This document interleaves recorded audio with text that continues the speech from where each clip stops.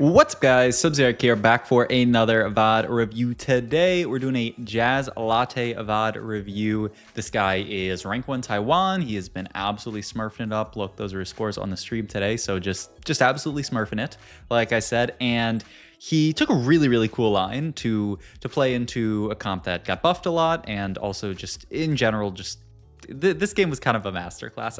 I've taken a peek at it, and the stuff that I've seen so far, I was like, this is pretty cool. This is a cool setup, Jazlatte. So we're in Scuttle Puddle here. Start off with a couple of pairs, but nothing too crazy. If you guys have played any of this patch, you know that it's interesting. There's a lot of reroll focus, and only a few really viable 4-cost, 5-cost lines, and we don't really have a great opener into any kind of reroll line. We have the Titan's Resolve as our only slam here. If we do get any kind of Executioner's Augment, we could easily play towards Executioners, but you know, we don't have that yet. We do have Rost pair here. I wonder, like, low, if we get Rost Hero Augment here and just get Rost too, that would be Gigabyss here, and you can even slam Titans onto the Rost. It's like fine, it's not amazing, but yeah, I mean, we kind of have to make the decision: do we want to hold stuff or do we want to make? I like holding stuff here, though. Thought about selling the Graves for a second. That's kind of surprising. Yeah, I think you definitely hold that just in case there is Executioners. You know, cut purse here would be insane. You just hard force Executioners from the spot and feel really good about it. All right, first Augment here. We have this hacked. This is the kind of like the random effect one, I believe. The hacked Augment category. You don't want to take Vanguard +1. This Augment doesn't really do much. I don't really like the I'm the carry now either. It's just not very good. And we roll immediately into Birthday Present, and it takes Jazlatte no time to pick up Birthday Present here. So this is going to be a Birthday Present game. It was just an insta-pick from Jazlatte, and I mean, if you watch how this game turns out, I think you can understand why. This is also a very almost strange idea from Jazlatte, but a really cool idea, is that he is actually going to slam the Edge of Night here onto the Graves here with the Alistar in here to start, I mean, farming some Golden Ox gold here. We actually, oh my god, this Graves is a beast. He already farms 2 gold here. I mean, that's 2 gold from the start. That's amazing. But I mean, this is not, I think, a very like straightforward spot to be in. I think a lot of people would be like, okay, what are we actually doing from here? You can't really play Executioners with Buried Treasures, and you can see he's going to throw it in Team Planner here. This is a Golden Ox game with no Golden Ox +1. This is just going to be a really strong win streak into Golden Ox game. So let's talk a little bit about, you know, Golden Ox and the idea there.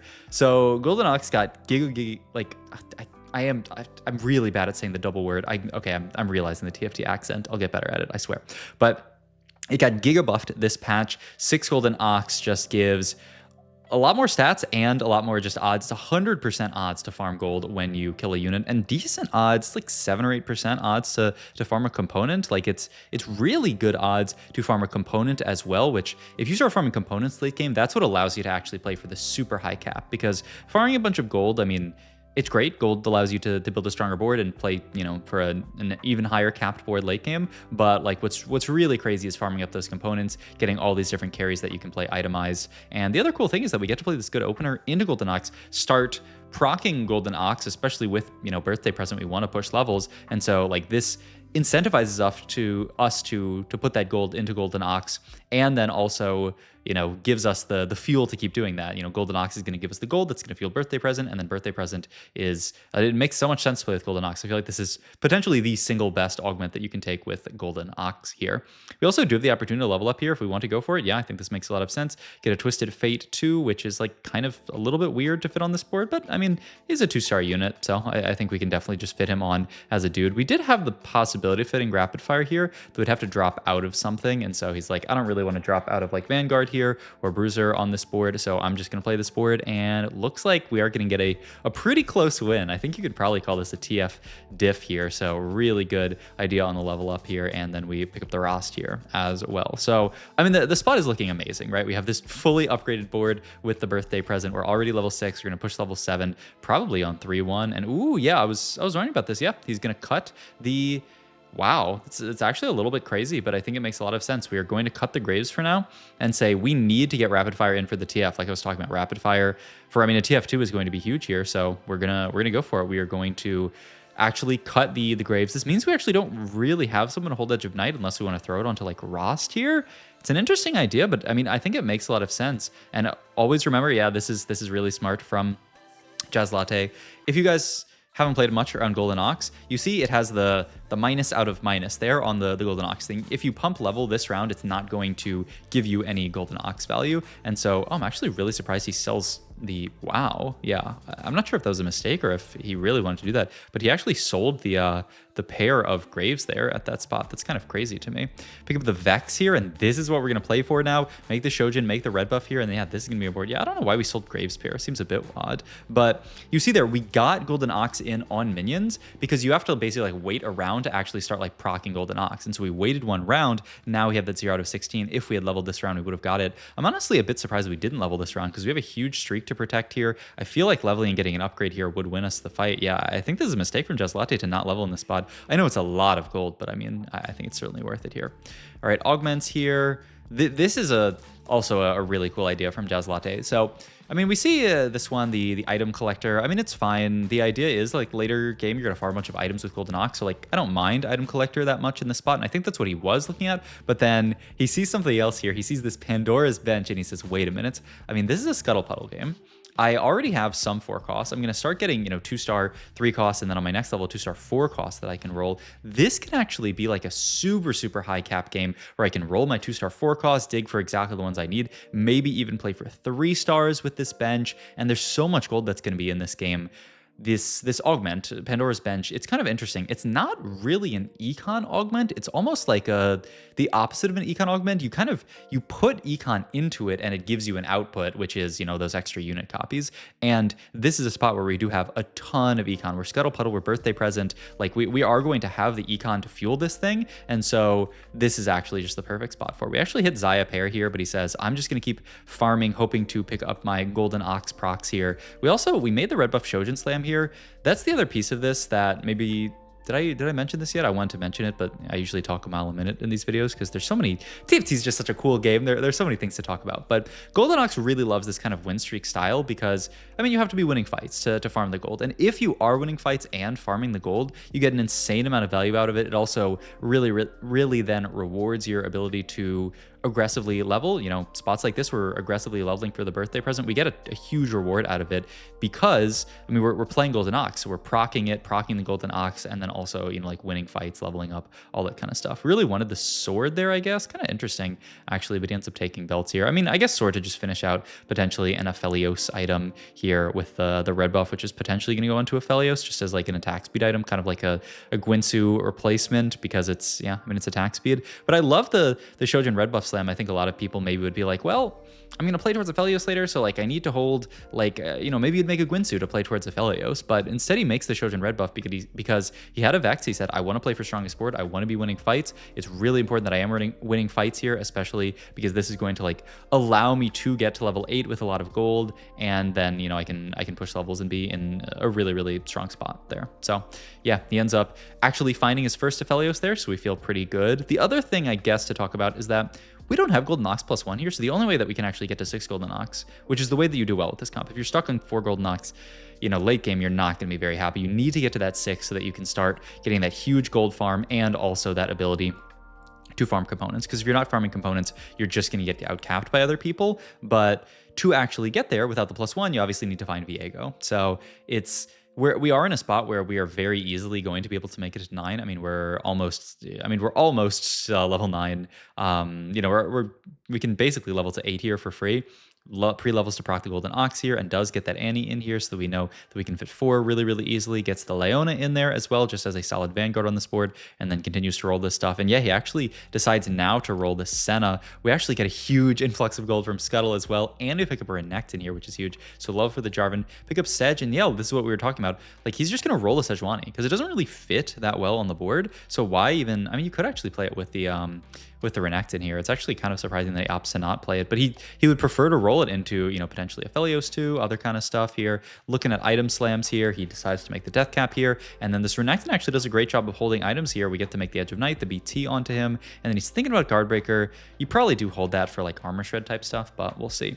All right, roll these. I think we get a Zaya too there. Augment wise here, so these are actually like really interesting. I mean, all 3 of these options are really interesting because you could take Edge of Night, and you already have that Edge of Night, so it's gonna have attack speed to that Edge of Night. The only downside to that is we don't actually have another unit that we're that excited to hold on to Edge of Night, so you probably don't want to take it here. You could take Item Collector here, where item it's called Item Collector, right? Item Collector here, which is really, really nice, because you're going to be farming all those components. Once you get to 6 ox, farming all those components is going to allow you to play really high cap with this. And then malicious monetization, I think, is also another interesting option that is just going to give you even more gold that you can funnel into your stuff.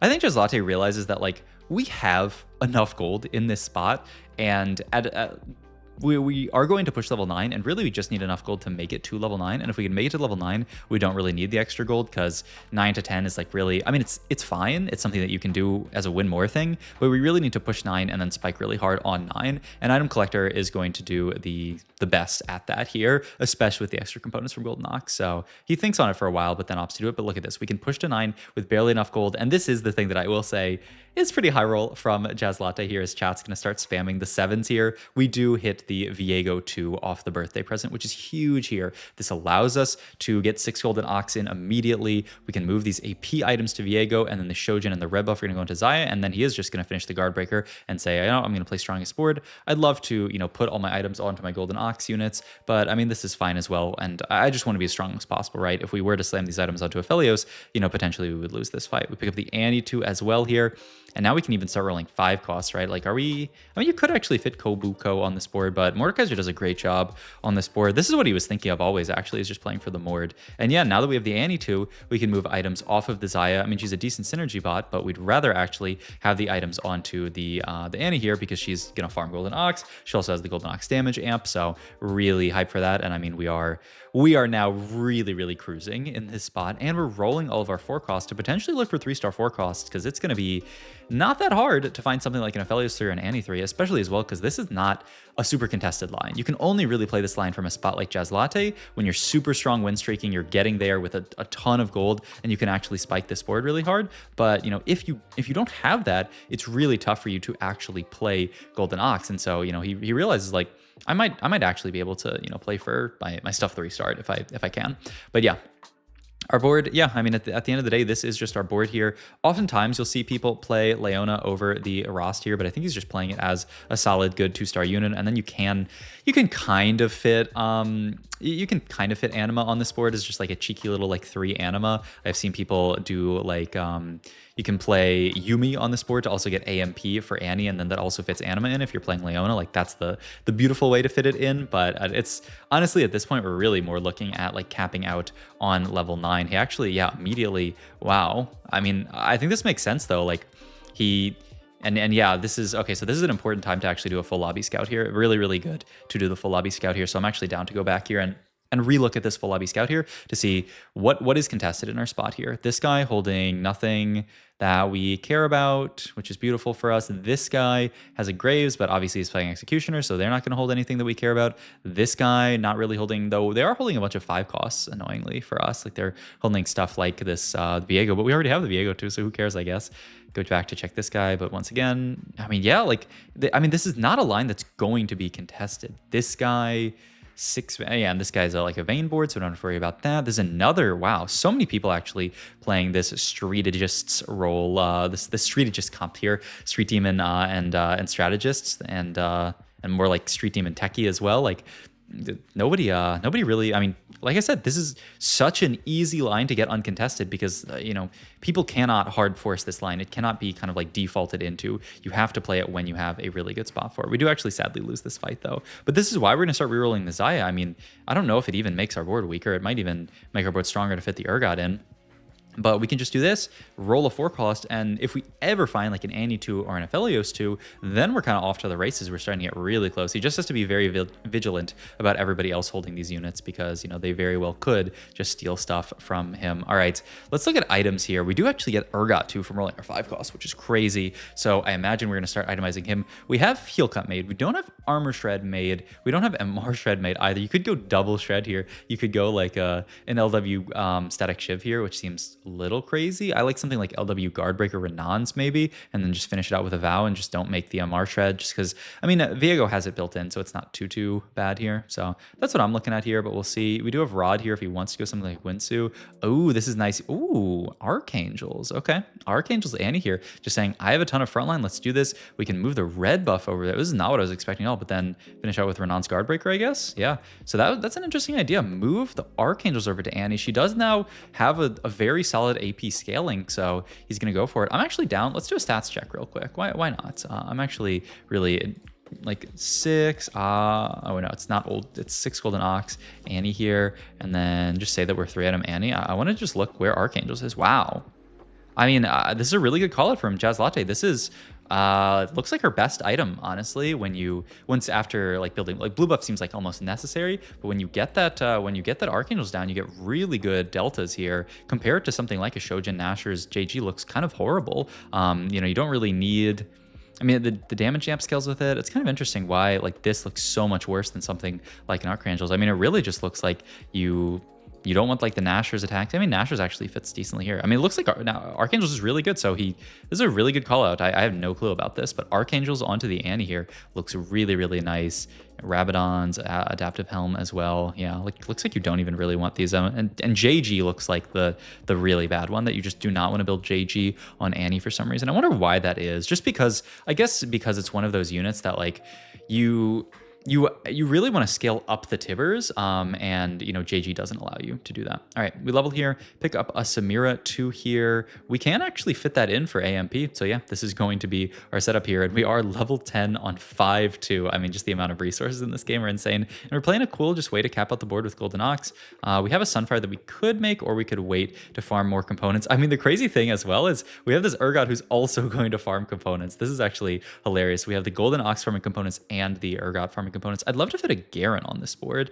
Garen seems insane here to start actually giving Golden Ox to people. But I guess, I mean, you could honestly just fit it in over some of this stuff, just like drop out a Vanguard here and not really mind losing it. You could, probably don't want to drop the Samira, but I mean, you could if you have to, but I would really be excited to fit the Garen here. But I mean, look at this. We're already rolling a Sedge 2. We're scouting this lobby. Like almost no one. I don't know if anyone's holding like Annies and stuff like this because I mean, they all have to play their own game. We slam Edge of Night and the Starax here onto the Samira just to have a very tanky Samira. Just make sure that she doesn't die during cast. But yeah, rolling on these 4 costs and just praying. I mean, if we see an Annie, we are going to be very happy. All right, last item for Samira, I guess. I mean, there's a lot of units we can itemize here. We could go for Samira item here. We go for Adaptive Helm here just to get... I don't actually know what Adaptive Helm is. Yep, the second we find the Garen, we do make that swap like I was talking about. Seems way better here. We find a Kobuko that we can reroll. And I mean, wait, look at this. We're 5 Samiras. Samira's another unit. Like, we can't go for Kobuko 3, right? There are people holding Kobukos. Can't go for Viego 3, anything like that. That guy's actually holding Samiras, but they're getting Glow. Okay, so we need to wait for that guy. I think that was the 4th place player to die, and then we can actually look for Samira 3 as another out, which would be obviously crazy. But I mean, we're level 10. The odds are not bad. We do finally lose a fight against this Vayne player. Just goes to show how good this Vayne comp is that we actually our level 10 board manages to lose there. But I mean, that's a Samira too. So now, wow. I mean, if we hit Annie or Samira on the roll, we get it. But yeah, we need. Oh, that's actually rough that the 2nd place person is holding onto those Samiras. I never know, but I mean, this is 9 Samiras out, so there's just we have to wait for this person to die, right? That's the only way, because I don't believe. I mean, there's 0 in the pool, so I don't think Pandora's can roll a unit where there are 0 in the pool. I know it's kind of iffy if there is 1 in the pool, can it roll a 2-star? I mean, maybe we'll find out today how Pandora's works here. Oh wait, this is actually so tragic. We just have to take Executioners. I mean, this is still quite good, Executioners onto the Viego here, but really tragic that we don't get Golden Ox here. I mean, we'd really want to take that. He's holding on to, I mean, are there Urgots out? Can we look for an Urgot 3? We get all of these items here, by the way. Almost too many at this point. We take Deathblade for Samira. We take, what is it even here? Guard Breaker, takes Even Shroud here just to give us kind of repetitive shred here. Like, why not? And yeah, I mean, this guy obviously still holding Samiras. We're holding on to Renekton's here, but really just holding on to the Renektons, hopefully to hit a 2-star that we can roll here. And we're just hoping that we do a bunch of damage to this guy here, win this fight, and then that we can start farming the Samiras, because I mean, once this guy's dead, we can actually like very realistically find Samira 3. We do lose this fight though. I mean, it just goes to show, right? This is the only downside to the comp is that you cap out insanely high, but you know, obviously. Oh my god. Oh, well, that's Annie 3. I mean, we were just waiting for that Annie to roll, and the second we found it, boom, that's Annie 3 onto our board. Well, that will be pretty good for us, I think. And now we're rolling this 2 Renekton 2s. I mean, he could end up in a world here where are there people holding like, I mean, now you could hit anything 3-star here as long as there's copies in it, you know, just any of the units that we have on board here. He could even hit like Garen here. It's also why he's holding on to the bunnies here, the Aurora. Honestly, surprisingly close fight, but I mean, Annie just, you know, I mean, the fight was never close to being lost, but yeah. And oh my god, wait, that's the Samira player going down, right? Boom. Oh my god.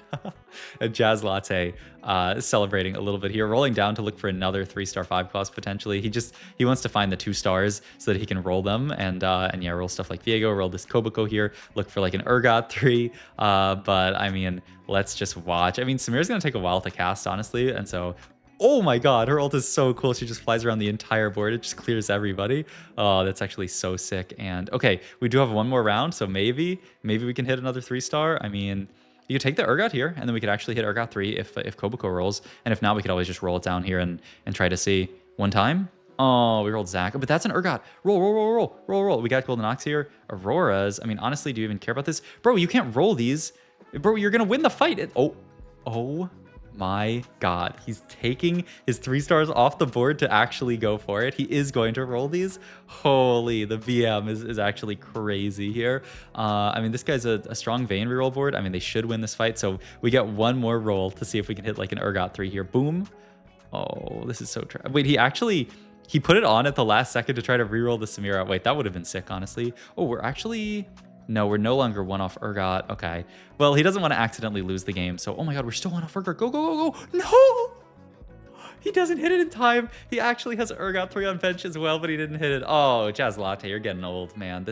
That is unacceptable that you don't go for that. Oh, he was half a second off of getting Urgot 3 as well. Well, Annie 3 and Samira 3 and an Urgot 3. And it doesn't even show up on the match history, man. And an Urgot 3 in I don't know, in our hearts. Well, I mean, this was obviously just a crazy game. Really shows the power of 6 Ox if you can get there, and the power of just birthday present. So hope you guys enjoyed this VOD review. If you did, please like, comment, and subscribe. Check out my Twitch, my Metafy, all my links down below, and I'll see you guys in the next video. Thanks for watching.